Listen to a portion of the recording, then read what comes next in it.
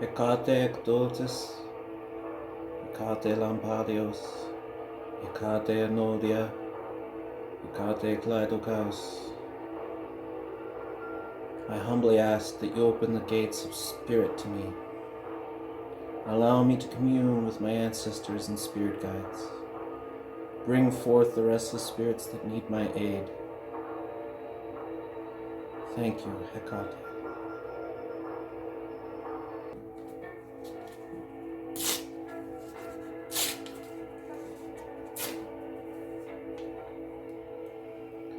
I have little to offer.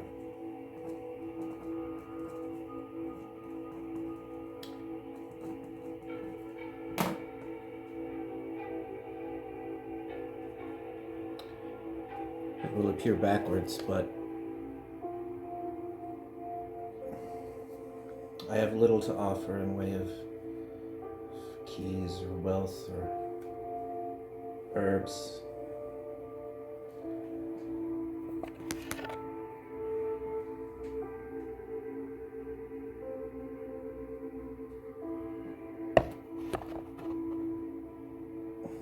But what I can offer is my thanks.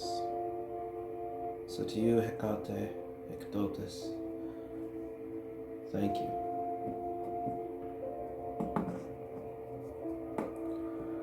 When speaking with the divine, speak from the heart, don't speak at all. Thank you, Hekate.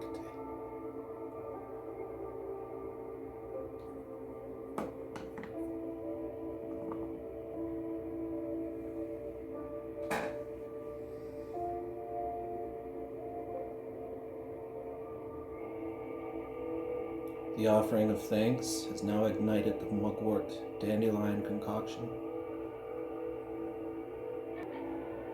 Who is Hekate? Oh, you have Wikipedia, so you know that Hekate comes from Greek mythology. She was a titan, respected by Zeus. Helps, what's her name, cross back and forth between Hades and that's how we got winter and all that stuff. Right, Shakespeare, Macbeth, right? Which is pray to Hekate, right? Okay, Circe, Selene, all that stuff. So that's who she is, right? That's where we get our information from mythology. Mythology was ancient entertainment. It's not truth. Now, obviously, most people on the street have that common sense to know that, Greek mythology is not factual, but it was based on their gods. So, it's kind of like, say there's someone, Jackie Chan, okay? Jackie Chan is a real person, he has real skills, his movies are not true stories.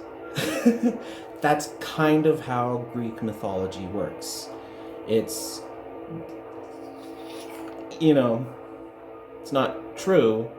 The information we learn about the gods from it is not accurate. So who is Hekate? Well, I asked her. Because she has so many descriptions. Countless descriptions in this book. This book itself, Hekate, goddess of witches. Okay, so she's known as goddess of witches, crossroads. What else? Oh, she's a torchbearer. Oh, she's the goddess of darkness, but she's the goddess of light. She's the goddess of the moon, but also the goddess of, the sun. And she's the goddess of death, but also life, but is she just the goddess of everything? Oh, she's an old crone. Oh, no, she's a young maiden. Oh, no, she's a mother. The best way to find out is to just ask her, which is what I did. So, and I learned a lot. Who is she? Well, according to her, based on what she told me, is that the title that most suits her is Mother. She was the first. And as she puts it, all of life, all of creation was an act of her will. What does that mean? I don't know. I wasn't there when it happened.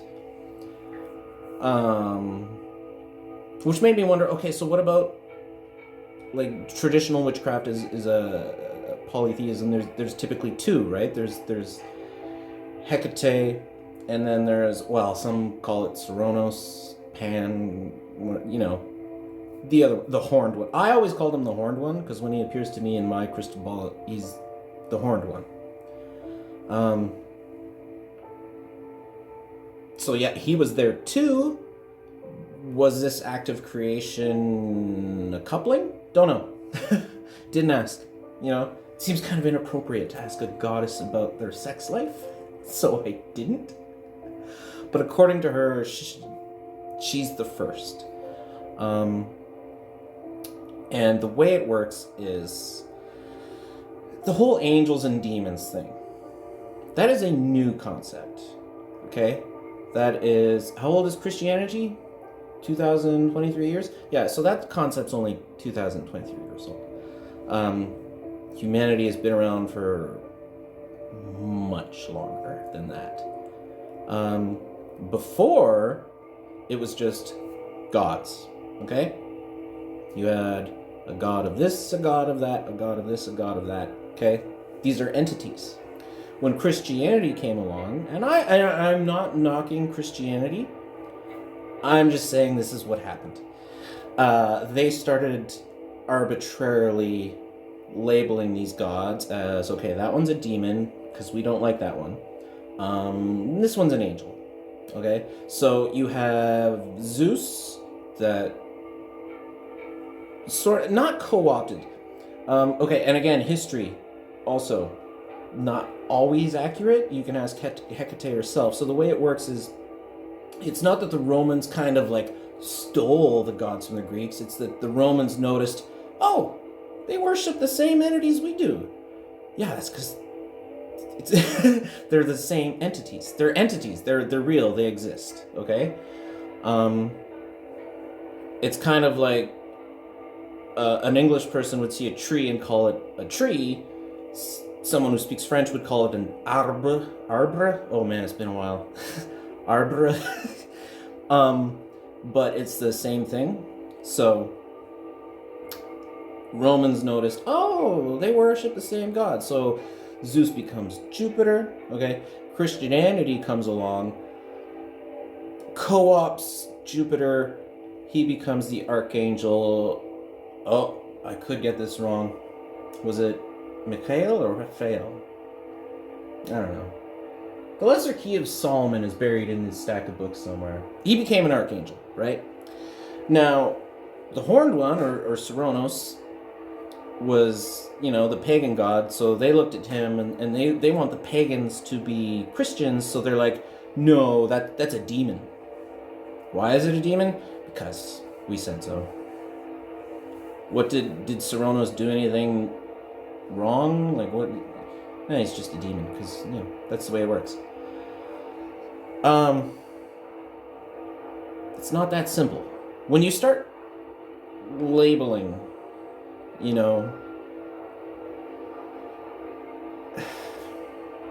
have you ever heard that this entire group of people was evil?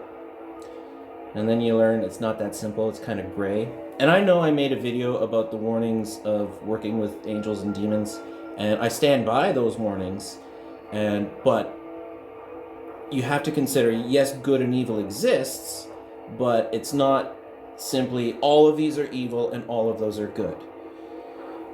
Are people like that?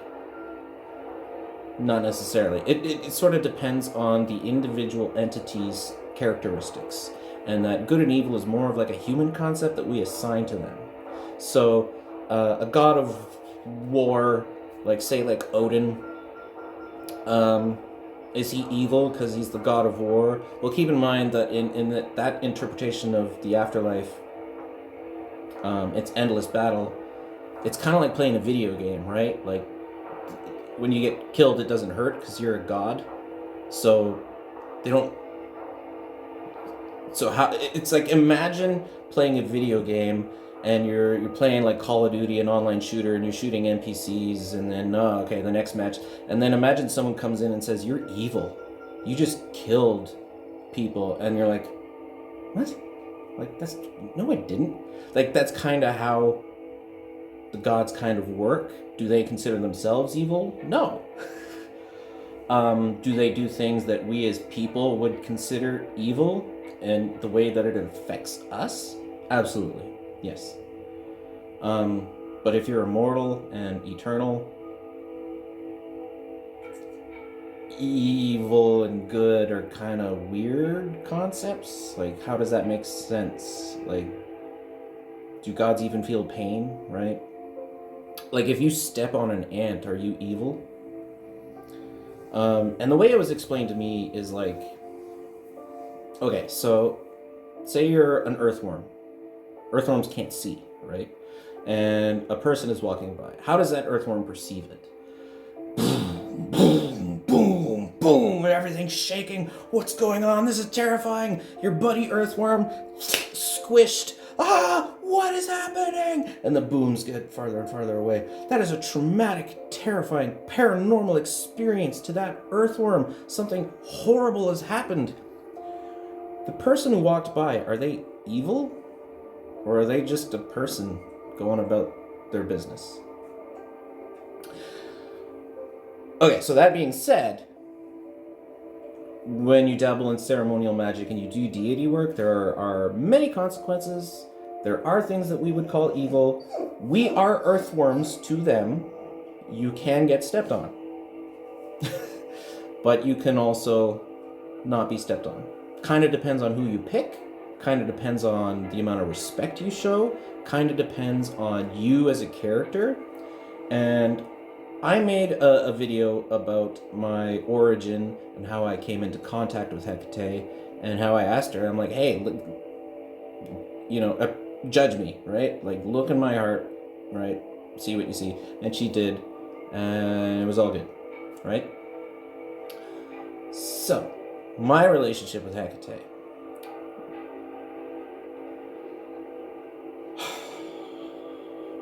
She's very... She is like a mother. It's basically like talking to your mom. I'm assuming your mom is not a bitch.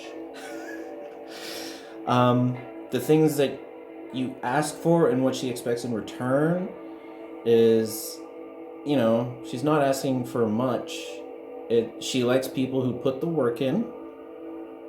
She likes people that do self-reflection, hence the shadow work, and who like to grow and learn. And the only thing that she's ever really asked of me, well, I guess there's 3 things. Help open doors for people, which is open to interpretation as to what that means. Don't use magic to harm. Okay, simple enough. And also, trust. Just continue, like sometimes in my own life, I'll be facing a crisis and I'll go to Hekate and I'll be like, and she'll be like, just trust. And then things work out. They always do. I'm experiencing that right now, actually.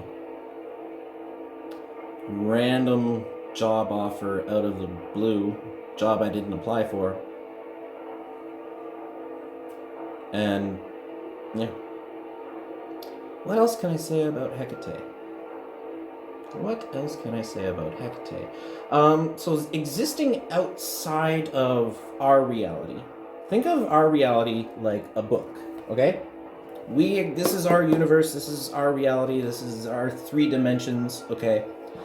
And time, okay? So a god exists outside of it. A god can flip to the end of the book and appear, and might be interpreted one way.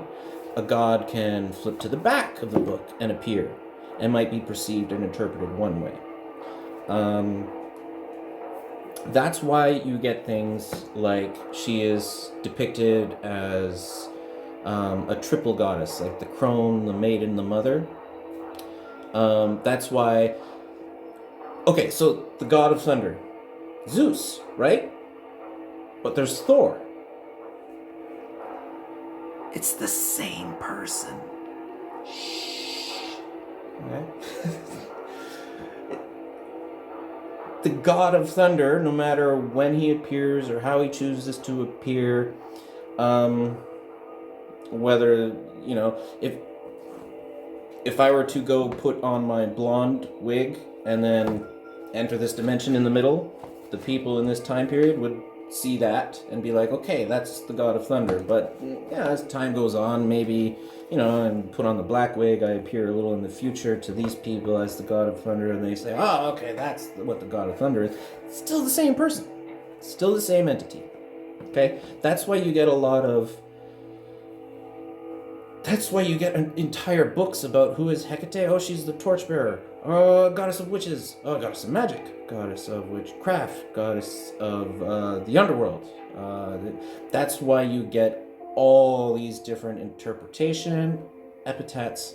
It's because of how we perceive these higher entities interacting with us. Through different languages and different cultures and all those things. I like Hekate.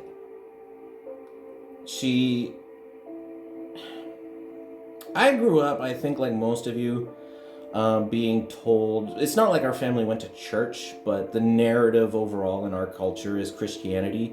And so, yeah, you try some prayers and stuff, never got an answer, never felt like anyone was listening, no one ever talked back. First time I petitioned Hekate, and I talk about this in that video, the origin, you know, the two-part origin of my story, that she appeared as like a dark shadow form. There's her face. I hear, you know, one word. She said agreed to the petition. When I am channeling her, that's her. And I watched the videos too, and I've seen someone say, like, I'm reading a script. It's not that I'm reading a script, it's that she's talking and I'm just I'm not even entirely sure how it works, whether it's her talking through me or whether it's just me repeating what I hear. One thing I definitely know is I hear it, and then when I go back and I watch the videos, my voice is different. Like, here I am talking, and then whenever it's Hecate's words, it sort of turns into this kind of a thing. So,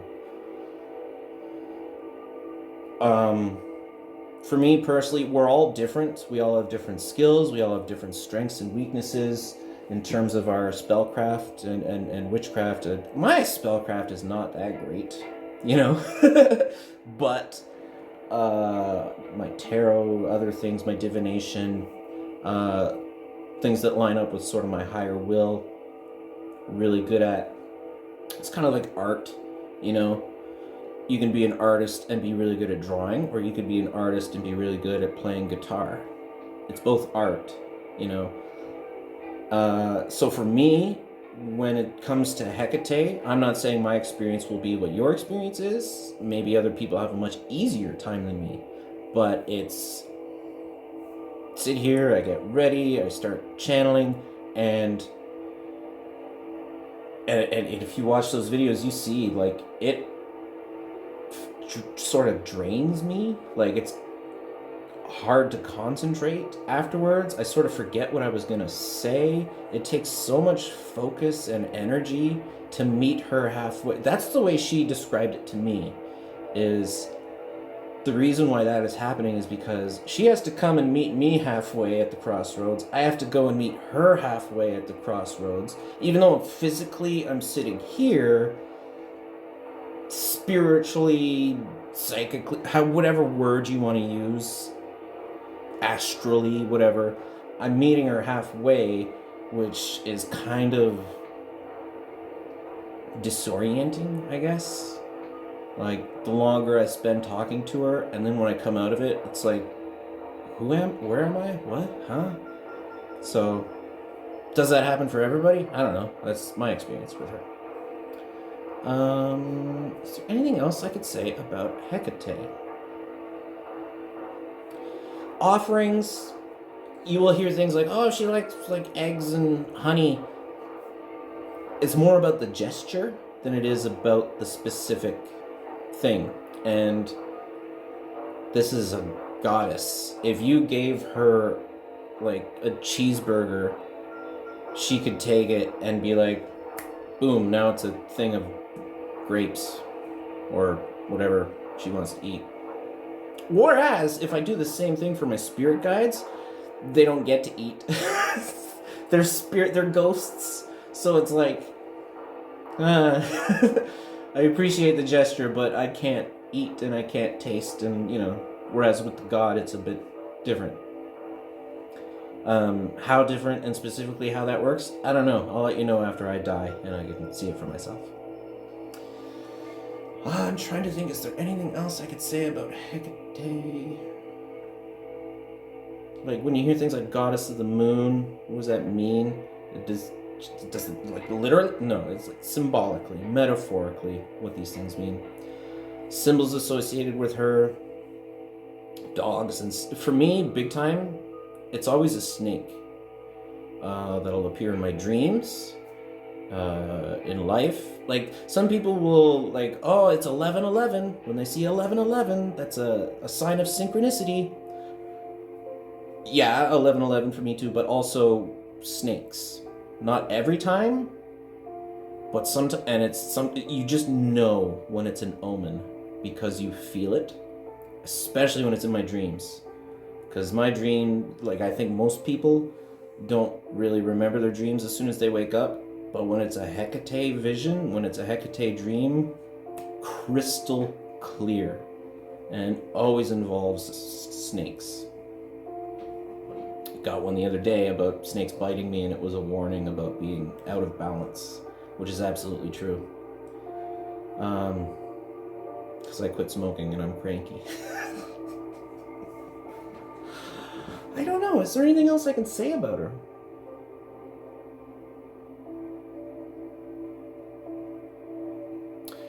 Ooh, I know what I can say about her.